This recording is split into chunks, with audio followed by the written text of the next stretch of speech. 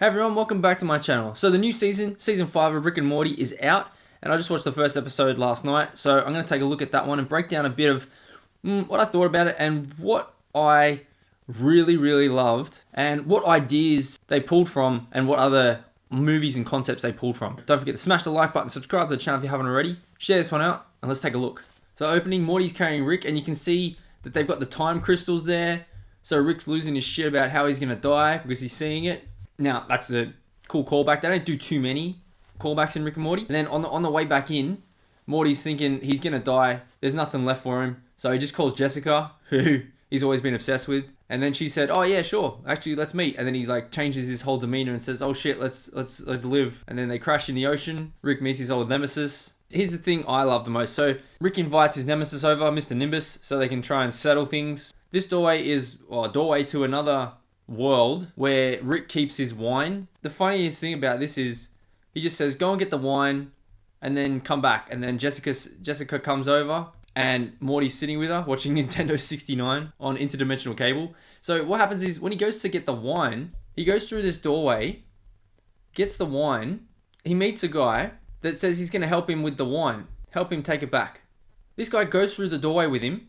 Morty's talking about, oh yeah, thanks for coming. Thanks for your help. Here, take a bottle of wine with you back. And now here's what happens. Oh, Rick and Morty never misses. So he sends him back to his time.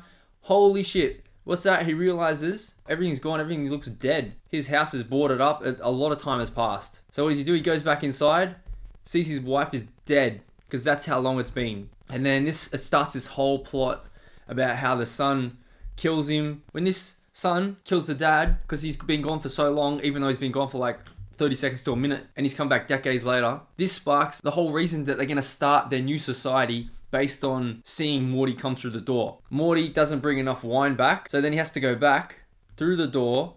But what happens is, because time elapsed, the son who killed the father is now old. So what happens is, every time he comes through the doorway, decades have passed. But it's only like a couple seconds to a minute of time elapsing in Morty's normal reality in his world. So they built this whole castle of how to contain him and how to trap him and kill him because he's now like their supernatural devil. What I thought was really interesting is where they pulled this idea from. So what happened was Rick and Morty, they pulled this idea of the time doorway having elapsed a lot more time on the planet that Morty goes to pick up the wine than Earth. They pulled that idea from Interstellar, and Interstellar is one amazing movie. The idea about Interstellar was they had to travel, rebirth human civilization. The issue was that the planets they went to, one of them was really close to a black hole.